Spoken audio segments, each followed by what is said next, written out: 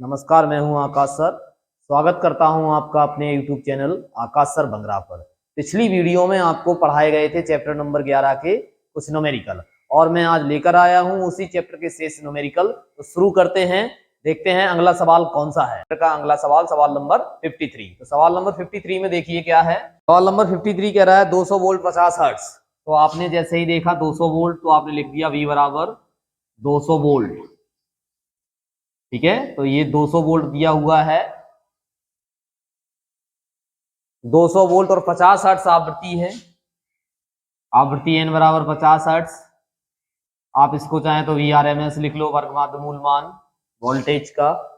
ठीक है, आगे कह रहे हैं प्रत्यावर्ती धारा स्रोत से 100 ओम का प्रतिरोधक। तो R बराबर कितने ओम? 100 ओम। 100 ओम का प्रतिरोधक तथा 1/10 पाई हेनरी। हेनरी प्रेरक तो है ये, 1/10 पाई हेनरी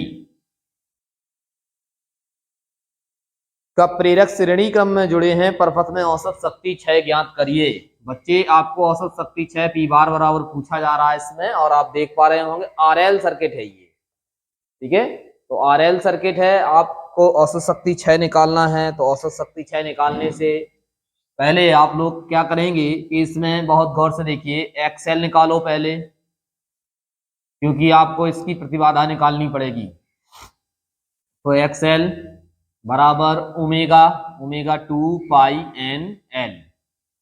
तो XL is equal to 2 pi N की वैल्यू देखिए बच्चे 50 हर्ट्ज है, L की वैल्यू देखिए बच्चे 1/10 पाई है। तो पाई से पाई कैंसिल हो गया, और यहाँ देखिए इस तरह से आपने देखा कि प्रेरकीय प्रतिघात एक्सएल बराबर आपको कितना आया? 10 ओम। ठीक है, आप देख पा रहे हैं कि सर्किट RL है। RL सर्किट की प्रतिबाधा का सूत्र होता है Z बराबर under root XL square plus R square. इसमें आप मान रखेंगे तो ये हो जाएगा 10 का स्क्वायर। यहाँ प्रतिरोध देखिए, प्रतिरोध भी 10 है, तो 10 का स्क्वायर, और ये अंडर रूट लगा दिया आपने Z। यहाँ देख पाएंगे आप कितना हो जाएगा, ये देखो बच्चे 200 हो जाएगा ये। तो Z का मान आपका कितना आया? 200। आपने इसको ऐसे रख लिया। ठीक है, अब आपसे पूछा क्या जा रहा है? औसत शक्ति क्षय पूछा जा रहा है। तो औसत शक्ति क्षय P बार बराबर VRMS into IRMS into cos phi. अब देखिए IRMS बराबर होता है VRMS बटे Z, और cos फाई बराबर होता है R/Z। तो ये चीज आपको याद रखनी है, cos फाई बराबर R/Z, ये आप जानते हैं। इसलिए ये औसत शक्ति क्षय का व्यंजक आप इस तरह से लिख देंगे, VRMS इंटू IRMS की जगह ये रख दो, VRMS upon Z into cos phi की जगह रख दो R/Z। इस तरह से ये फार्मूला आपका ये बना, VRMS स्क्वायर बटे Z स्क्वायर इंटू R। ये फाइनल फार्मूला। इसमें आपको मान रखना है V स्क्वायर RMS है, तो देखो 200 है, तो 200 स्क्वायर है तो 2 बार कर दो, 200 गुणित 200, R का मान 100। Z स्क्वायर का मान बच्चे आपको देखना है, देखो Z का मान आया है आपके पास में अंडर रूट 200। स्क्वायर है तो स्क्वायर लगा दो, कैलकुलेट कर दो। ये देखिए स्क्वायर से रूट कैंसिल हो गया, और ये 200 से 200 कैंसिल हो गया। तो P बार बराबर आया आपके पास में 2000 वाट। आप इसको किलो वाट लिखना चाहो तो 2 किलो वाट, क्योंकि 1 किलो वाट में 1000 वाट होता है, तो इसमें 2000 वाट है तो 2 किलो वाट हो गया। ये देखिए बच्चे, इस तरह से ये सवाल नंबर 53 हुआ। आप लोगों को फॉर्मूले याद करने हैं इस चैप्टर के। इस चैप्टर को बढ़िया से पढ़ना है, वीडियो को लाइक करना है। तो नोट करिए ये सवाल। और सवाल नंबर 54 में क्या कहा जा रहा है, आप सभी अपनी अपनी किताबों में देखेंगे। किसी प्रत्यावर्ती धारा पर प्रथम वोल्टता V बराबर, वोल्टता दी हुई है V बराबर 200 साइन, आगे आप देख पा रहे होंगे 300 T लिखा हुआ है, 300 T ऐसे लिखा हुआ है, ये समीकरण दी हुई है। परपथ में प्रतिरोध 40 ओम तथा प्रेरकत्व 0.1 हेनरी। तो प्रतिरोध दिया हुआ है 40 ओम और प्रेरकत्व दिया हुआ है L बराबर 0.1 हेनरी। ठीक है बच्चे, ये दो बातें आपने यहां से देखी। अब आगे आप देख पाएंगे उसमें पूछा जा रहा है श्रेणी क्रम में संयोजित हैं प्रपथ में व्ययित औसत शक्ति क्षय ज्ञात करिए। पी बार बराबर जैसे अभी पूछा था वैसे इसमें। तो देखो बच्चे, इसकी तुलना करा दो। V बराबर V0 साइन ओमेगा टी से तुलना करा दो, तो आप देख पाएंगे कि V0 का मान कितना हो गया 200 और ओमेगा का मान कितना हो गया 300 हो गया। तो पी बार निकालना है सेम बिल्कुल अभी जैसे 53 किया था वैसे ही 54 करना है। तो सबसे पहले आप पर एक्सएल निकालोगे। एक्सएल बराबर होता है ओमेगा एल। तो एक्सएल ओमेगा देखो 300 लिखा हुआ है, एल देखो 0.1 लिखा हुआ है। इस तरह से ये आपका आया 30 ओम आया ये एक्सएल। अब आरएल सर्किट है, प्रतिबाधा फाइंड आउट करनी है। तो under root XL square plus R square under root XL की वैल्यू 30 का स्क्वायर कर दो और आर देखिए प्रतिरोध कितना है 40 ओम है, तो 40 का स्क्वायर कर दीजिए। इसको जब आप कैलकुलेट करेंगे तो आपके पास में प्रतिबाधा बच्चे 50 ओम आएगी। प्रतिबाधा कितनी आएगी 50 ओम आएगी। ठीक है, अब वही फार्मूला जो अभी आप किए थे, पी बार बराबर V R M S into I R M S into cos phi. ये देखो ये अब यहां से आप V R M S find out कर देंगे या फिर आप थोड़ा ध्यान देंगे इसमें बच्चे। पहले क्या करेंगे, आप जानते हैं क्योंकि I R M S V R M S upon Z होता है और कॉस फाई शक्ति गुणांक cos phi R upon Z होता है। इसीलिए ये औसत शक्ति क्षय का फार्मूला कुछ इस तरह से हो जाएगा, V square R M S upon Z square into R, जैसे आपने अभी किया था। अब इसमें वैल्यू रखनी है, पहले हम वी आर एम एस निकाल लेते हैं। तो वी आर एम एस बराबर होता है V0 अपॉन √2।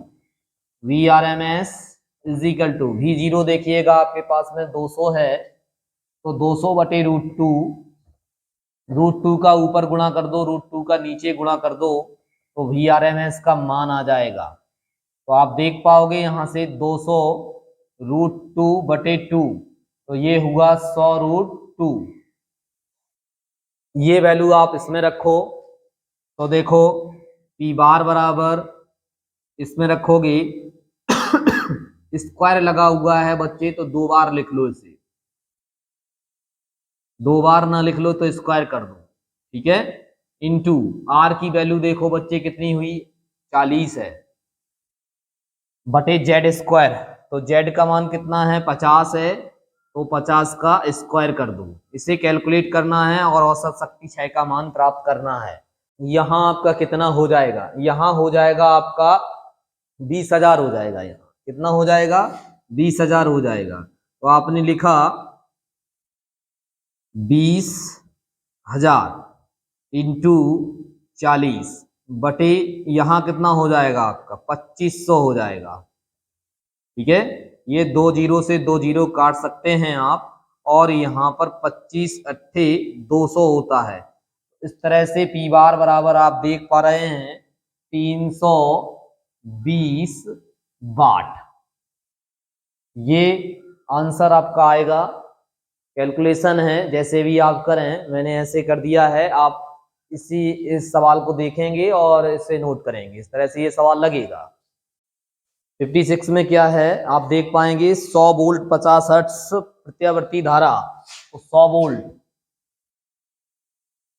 आप 100 वोल्ट लिखेंगे और इसको समझना है कि ये VRMS है। ठीक है, 100 वोल्ट 50 हर्ट्ज, तो 50 हर्ट्ज, हर्ट्ज मतलब आवृत्ति, तो N बराबर 50 हर्ट्ज लिख लेना है। फिर आगे देखना है प्रत्यावर्ती धारा स्रोत से 10 ओम का प्रतिरोधक, 10 ओम तो आर कहना है, 10 ओम लिख देना है। फिर ये तो प्रतिरोधक लगा हुआ है, उसके साथ में 1/10 पाई हेनरी, हेनरी जैसे ही देखेंगे तो प्रेरकत्व तो लगा हुआ है, तो वो कितना है 1/10 पाई हेनरी है। ठीक है, आगे आपको जाना है और देखना है कि क्वेश्चन क्या किया गया है। कहा गया है औसत शक्ति 6 ज्ञात करिए, पी बार बराबर क्वेश्चन मार्क, जैसे अभी किया था सवाल नंबर 53 54, तो बिल्कुल वैसे ही इसमें करना है। ठीक है, तो शुरू करते हैं। देखो बच्चे, आपको जेड निकालना है। जेड निकालने के लिए प्रेरकीय प्रतिघात XL, XL is equal to omega L, XL is equal to omega को 2 पाई एन एल लिखते हैं। ठीक है, तो XL is equal to 2 pi N की वैल्यू रख देंगे 50 हो जाएगी, और एल की वैल्यू रख देंगे 1/10 पाई हो जाएगी। पाई से पाई कैंसिल हो जाएगा और यहाँ 0 से 0 कैंसिल हो जाएगा, और इस तरह से एक्सएल आप देख पाएंगे 10 ओम। कितना देख पाएंगे 10 ओम। ठीक है बच्चे, अब आपको प्रतिबाधा निकालनी है। इसमें सर्किट आरएल है, तो जेड बराबर under root XL square plus R square, Z बराबर अंडर रूट 10 का स्क्वायर करोगे तो 100 हो जाएगा, और आर भी देखिए बच्चे 10 है तो 10 का स्क्वायर ये 100 हो जाएगा। इस तरह से अंडर रूट 200, प्रतिबाधा अंडर रूट 200 ओम होगी। अब आप वही फार्मूला जो अभी तक करते आए हो, डायरेक्ट फार्मूला लिख रहा हूं, पी बार बराबर V R M S square, V R M S square बटे जेड स्क्वायर इंटू आर। ये देखो बच्चे, मैंने डायरेक्ट फार्मूला लिख दिया है। पिछले 2 सवालों में इस फार्मूले को मैंने बताया कि कैसे होगा, राइट। तो इसमें मान रख देंगे पी बार बराबर V square R M S, V square R M S देखो बच्चे 100 का स्क्वायर कर दो, तो 100 का स्क्वायर इंटू आर का मान रख दो। आर का मान देखो ये 10 लिखा हुआ है, 10 रख दो upon Z square, Z square मतलब ये देखिए यहां से बच्चे जेड का मान अंडर रूट 200 है, तो 200 का स्क्वायर करोगे, कैलकुलेशन आप समझ पा रहे होंगे। देखिए पी बार बराबर, इसको डबल बार लिख दो 100 इंटू 100 इंटू 10 अपॉन 200। ठीक है, ये 2 जीरो से 2 जीरो कैंसिल हो जाएगा, यहां से ये कट जाएगा। इस तरह से पी बार बराबर 500 वाट। तो बच्चे ये तीनों सवाल सेम एक ही कॉन्सेप्ट पे लगे हैं। आप लोग तीनों सवालों को देखेंगे, अगर पहली बार समझ में नहीं आएगा, दूसरी बार समझ में नहीं आएगा, तो तीसरी बार में आ ही जाएगा। तो इस तरह से ये सवाल को नोट करेंगे और इसी क्रम में अगला सवाल देखेंगे। वीडियो को लाइक जरूर करें। ठीक है बच्चे, तो अगला सवाल इसी में देख लेते हैं। सवाल नंबर तो 57 में बच्चे क्या कहा जा रहा है, बहुत ध्यान से देखेंगे। 0.1 हेनरी, हेनरी कहा है तो प्रेरकत्व तो है एल बराबर 0.1 हेनरी और हेनरी का एक शुद्ध प्रेरकत्व तथा 1 माइक्रोफेरेड का एक संधारित्र। देखो बच्चे C बराबर 1 माइक्रोफेरेड का एक संधारित्र श्रेणी क्रम में जोड़े जाते हैं। इस प्रत्यावर्ती परिपथ में शक्ति क्षय की गणना करिए। देखो बच्चे पी बार बराबर क्वेश्चन मार्क, यहां ध्यान देना है बच्चे एलसी सर्किट है। ठीक है, तो एलसी सर्किट में कलांतर कितना होता है आपको ये याद रखना है। आपने पढ़ा है आरएल सर्किट, ठीक है, आरसी सर्किट और एलसी सर्किट। तो एलसी सर्किट है ये, देखो एलसी सर्किट है और एलसी सर्किट में जो कलांतर होता है π/2 होता है। देखो बच्चे ये कंडीशन दी हुई है, आप देख पा रहे हैं कि 0.1 हेनरी है, यहां एलसी सर्किट है, एल का मान ज्यादा है और सी का मान कम है। इस कंडीशन में एलसी सर्किट एल परपथ की भांति व्यवहार करेगा, और एल परपथ में जो कलांतर होता है आप लोगों को याद रखना है, एल परपथ में कलांतर कितना होता है, तो आप 90 डिग्री बताएंगे। कितना बताएंगे? 90 डिग्री। ठीक है, तो 90 डिग्री कह लो या π/2 कह लो। तो इस तरह से ये 90 डिग्री। अब औसत शक्ति क्षय का व्यंजक जानते हैं आप, P बार बराबर होता है VRMS IRMS into cos phi. अब इसमें आप मान रख देंगे P बार बराबर VRMS into IRMS into cos phi की जगह रखोगे cos 90 अंश, और cos 90 अंश की वैल्यू 0 होती है। इस तरह से ये पूरा पोर्शन 0 हो जाएगा और औसत शक्ति क्षय का मान आपको देखने को मिलेगा 0 वाट, शून्य हो जाएगा इसमें 0 वाट, यानी कि वाटहीन धारा बहती है एलसी परपथ में, आपको बताया गया था। तो इस तरह से ये सवाल नंबर 57 भी हुआ। अगला सवाल देखेंगे, आप सवालों को नोट करते जाइए। अगला सवाल है सवाल नंबर 58। तो 58 पर गौर फरमाइए। सवाल नंबर 58 में क्या कहा जा रहा है? 0.35 हेनरी प्रेरकत्व वाली, तो L बराबर 0.35 हेनरी प्रेरकत्व वाली कुंडली को 110 ओम के प्रतिरोध के साथ श्रेणी क्रम में जोड़ा गया है। तो R बराबर 110 ओम, आपने देखा कि RL सर्किट हो गया है।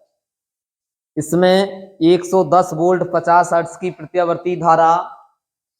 तो देखो बच्चे, VRMS 110 वोल्ट और आवृत्ति N बराबर 50 हर्ट्ज की प्रत्यावर्ती धारा वोल्टता आरोपित की जाए, तो गणना कीजिए धारा कितने कोण से वोल्टेज की पश्चगामी है। तो आपसे पूछा जा रहा है फाई, क्या पूछा जा रहा है? फाई बराबर, और दूसरा इसमें पूछा जा रहा है परपथ का शक्ति क्षय P बार बराबर। तो शुरू करते हैं भाई। सर्किट है RL, तो हम क्या करेंगे कि पहले हम XL निकालेंगे। XL बराबर होता है ओमेगा L, और XL is equal to omega की वैल्यू 2πN L। ओमेगा की वैल्यू 2πN हो गई और ये L हो गया। अब यहां रखेंगे 2πN की वैल्यू, देखो बच्चे 50 है और L की वैल्यू 0.35 है। तो XL बराबर पाई का मान भी रख लो और कैलकुलेशन कर दो। तो कैलकुलेशन जैसे ही करोगे तो लगभग 110 ओम आएगा ये XL का मान। आप करना तो 109 दशमलव कुछ करके आएगा, तो उसको पूरा 110 कर देंगे। कलांतर के लिए आप जानते हो कि ये सूत्र चलता है RL सर्किट के कलांतर के लिए tan फाई बराबर होता है बच्चे XL बटे R। tan phi is equal to XL का मान 110, R का मान भी 110 है, देख पा रहे होंगे। इस तरह से tan phi is equal to आया 1, और आप जानते हैं कि ये tan में 45 अंश की वैल्यू होती है, तो कलांतर 45 अंश। तो जो धारा है वोल्टेज से 45 अंश पश्चगामी होगी या π/4 पश्चगामी होगी। ठीक है, तो इस तरह से आपको लिखना है कि धारा वोल्टेज से 45 अंश पश्चगामी होगी। ये आपका आंसर रहा फाइनल। अब इसमें आपसे कहा गया है कि P बार निकालो। देखो बच्चे, P बार निकालने के लिए वही फार्मूला जो हमने आपको बना के दिया है पिछले सवालों में। क्या बना के दिया है? V² RMS इंटू R बटे Z²। तो पहले आप Z निकालो, सर्किट की Z निकालनी पड़ेगी, तब इसमें आप मान रख पाएंगे।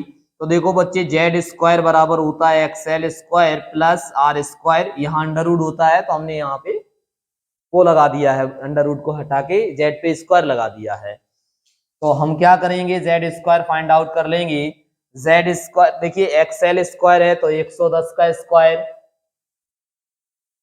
प्लस आर स्क्वायर है तो आर में भी देखो बच्चे 110 है, इसका स्क्वायर, तो इस तरह से जेड स्क्वायर आपका आएगा यहाँ। तो ये कितना हो जाएगा आपको याद रखना है, 11 11 121, तो 12,100, यहाँ पे भी यही 12,100। इस तरह से जेड स्क्वायर आपके पास में कितना आया, 24,200 ओम। प्रतिबाधा आई 24,200 ओम।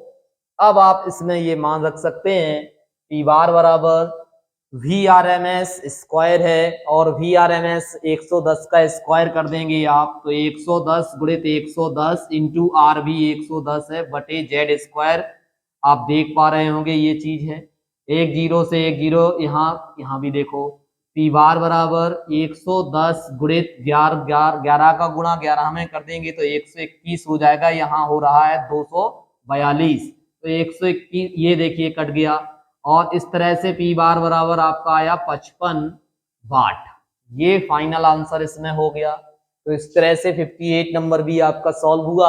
आप लोग नोट करेंगे, वीडियो को लाइक जरूर कर दिया करो, वीडियो को लाइक करते जाएं साहब, तभी मजा आएगा। और अगला सवाल देखेंगे, आप लोग नोट करिएगा। तो अगला सवाल, सवाल नंबर 61, काफी इंपॉर्टेंट सवाल है, थोड़ा अलग टाइप का हो गया। अभी तक आरएल सर्किट थे, अब 60 हर्ट्ज आवृत्ति के प्रत्यावर्ती स्रोत के श्रेणी क्रम में, तो आवृत्ति दी हुई है एन बराबर 60 हर्ट्ज लिख लिया। 60 हर्ट्ज प्रत्यावर्ती के स्रोत में 1/पाई हेनरी का प्रेरकत्व, हेनरी एल बराबर 1/पाई हेनरी का प्रेरकत्व एवं संधारित्र जुड़ा है। अब संधारित्र जुड़ा है लेकिन संधारित्र की धारता मालूम नहीं है, उसमें ये मालूम करना है, ये ज्ञात करना है कि अनुनाद की स्थिति में संधारित्र की धारता ज्ञात करनी है। C = question mark. LC circuit है, अनुनाद की स्थिति में आप जानते हो कि XL बराबर होता है XC, XL को लिखते हो ओमेगा L और इसको लिखते हो 1/ओमेगा C। इस तरह से इसको आप लिख सकते हो C = 1/ओमेगा² L, omega square into L. ये आपके पास में फाइनल आया। ओमेगा चाहिए, एल चाहिए, ठीक है बच्चे। देखो कैसे क्या करेंगे, तो C बराबर 1/2 n स्क्वायर कर दो और ये एल, ठीक है। C = 1/2 पाई स्क्वायर है तो 4 पाई स्क्वायर इंटू एन का स्क्वायर, तो एन देखिएगा 60 है तो 60 गुणित 60 बटे एल की वैल्यू देखो बच्चे 1/पाई है और ये पाई से 1 पाई कैंसिल हो जाएगा। इसको आपको कैलकुलेट करना है और आंसर निकाल देना है। C = 1/4, पाई की वैल्यू 3.14 इंटू ये हो गया आपका 60 इंटू 60, राइट है। कैलकुलेट करेंगे, कैलकुलेशन का काम आपका रहेगा। आप कैलकुलेट करने के बाद में इसको सॉल्व कर देंगे। जैसे ही आप इसे कैलकुलेट, देखिए करना कुछ नहीं है, पूरा आपको यहाँ से गुणा कर देना है और उसका 1 में भाग लगा देना है। तो जैसे ही आप भाग लगाएंगे तो आंसर आप वैल्यू कुछ इस तरह से मिलेगी 0.00022 कुछ करके ऐसे आएगा आंसर। आप समझ पा रहे हैं हमें मैं क्या कह रहा हूं कि इन सब का गुणा करेंगे, एक संख्या बनेगी और उस संख्या का भाग 1 में भाग देना है तो ये नंबर मिलेगा। इसको आपको कायदे से देखिएगा 1 2 3 4 5 6 अंक दशमलव पीछे ले जाओगे, जाने पर घात माइनस की बढ़ती है तो 10 की घात -6, ये हो गया फेरड। अब आप क्या करेंगे कि फेरड हो गया, इसको क्या बोलते हैं माइक्रो, तो माइक्रो फेरड। इस तरह से ये आंसर होगा इस सवाल का, आप लोग नोट कर लीजिएगा। 66 में बच्चे क्या हो रहा है ये आप देख पा रहे होंगे अपनी अपनी किताबों में। उसमें कहा गया है कि एक रेडियो स्टेशन से 300 मीटर तरंगदैर्घ्य, तो तरंगदैर्घ्य को लैम्डा से प्रदर्शित करते हैं और वो दिया हुआ है 300 मीटर, ठीक है। आगे उसने बोल दिया है आपसे तरंगें प्रसारित की जा रही हैं किसी रेडियो रिसीवर के अनुनाद परपथ में 10 की घात -8 हेनरी, तो ये एल का मान दिया है 10 की घात -8 हेनरी, राइट बच्चे। आगे देखेंगे आप सभी और इस चीज को समझेंगे। थोड़ा नए टाइप का, अलग टाइप का सवाल है। अनुनादी प्रपथ के लिए आवश्यक संधारित्र की धारिता प्रकलित करिए। संधारित्र की धारिता C और प्रकाश की चाल दी रखी है 3 × 10⁸ मीटर प्रति सेकंड।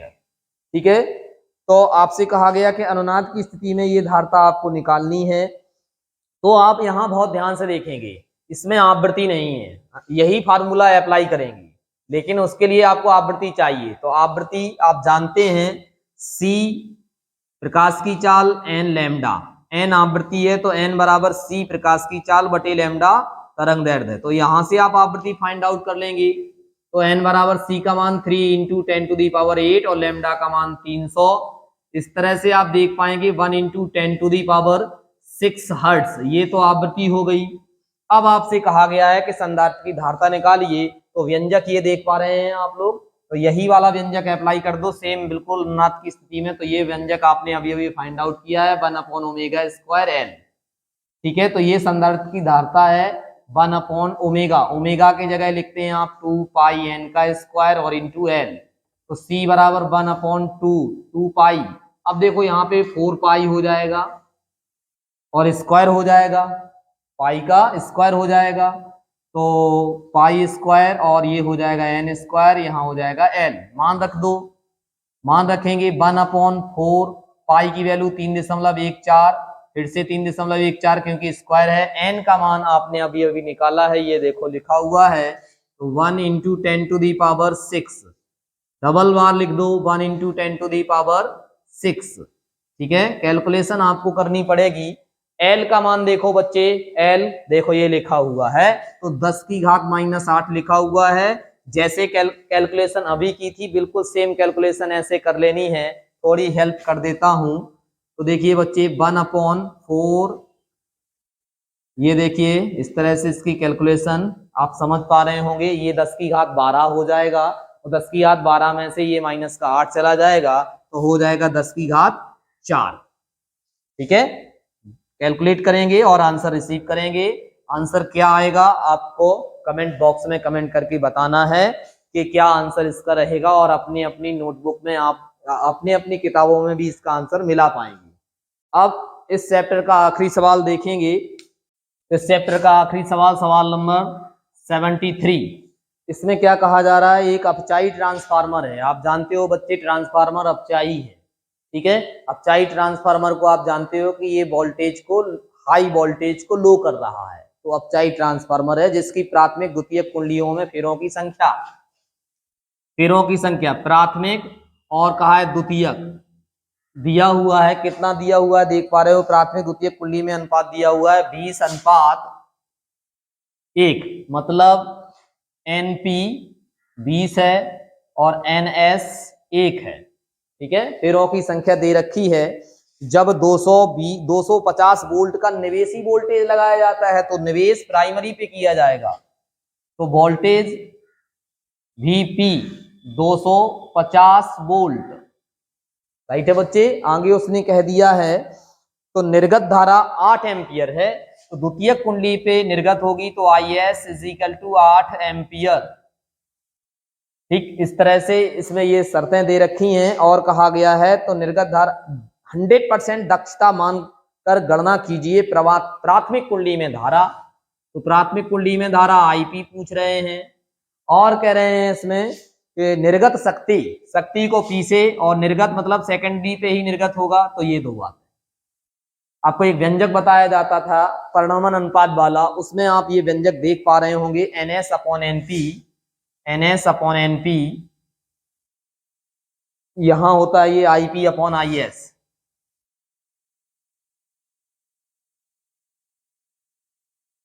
तो आपको एक व्यंजक दिया जाता है NS/NP = IP/IS। ये आपको सूत्र पढ़ाया जाता है जब ट्रांसफार्मर आप पढ़ते हैं तो उसमें आपको ये पढ़ाया जाता है। इसमें आप मान रख देंगे तो यहां से आपको जो चाहिए वो मिल जाएगा। NS का मान देखो बच्चे 1 है और NP का मान देखो बच्चे 20 है, = IP आप फाइंड आउट कर रहे हैं, और IS का मान देखिए 8 एम्पियर है, इस तरह से आप देख पाएंगे 20 into I P is equal to 8, तो I P is equal to 8/20, I P is equal to हो गया आपका 0.4 एम्पियर। तो ये देखिए द्वितीयक कुंडली में प्रवाहित धारा आ गई है। अब आपसे कहा है कि ये शक्ति निकालिए, तो P बराबर होता है वी आई, एस लगा हुआ है तो V S into I S, तो वी एस आप पहले रिसीव करेंगे, I P upon I S is equal to V S upon V P. ये भी फार्मूला आप स्टडी करते हैं। तो कैसे क्या करना है, ये लिखा 0.4 और ये लिखा आपने 8 is equal to V S find out करना है, वी पी दिया गया है, ठीक है। तो 8 into V S is equal to 250 into 0.4, तो V S is equal to 250 into 0.4 upon 8। तो इसको देखो, इसको आप सॉल्व कर सकते हैं। सॉल्व करने पर आपके पास में इसका मान मिलेगा 12.5 वोल्ट।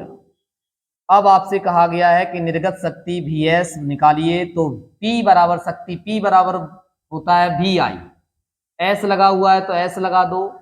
तो इस तरह से आप देखेंगे P S is equal to V S कितना है 12.5, आई एस कितना है, आई एस आप देखिएगा 8 एम्पियर है। इसको आप गुणा करेंगे, इसको आप गुणा करेंगे तो आपके पास में 100 वाट आंसर मिलेगा, ठीक है। तो इस तरह से ये सवाल के इस चैप्टर के सभी न्यूमेरिकल समाप्त हुए। यदि आपको लगता है कि कोई सवाल छूट गया है तो कमेंट बॉक्स में कमेंट करके बताइए। चैप्टर नंबर 12 वैद्युत चुंबकीय तरंगें, उसके न्यूमेरिकल जो कि फिजिक्स फर्स्ट का आखिरी चैप्टर होगा, उसके न्यूमेरिकल लेकर आऊंगा। और तब तक आप लोग इन सवालों को अच्छे से पढ़िए, स्टडी करिए। और आखिरी चैप्टर बचा हुआ है जिसका नाम है वैद्युत चुंबकीय तरंगें, उसके न्यूमेरिकल एक वीडियो और बनाऊंगा मैं। तब तक के लिए धन्यवाद, गुड बाय, नमस्कार।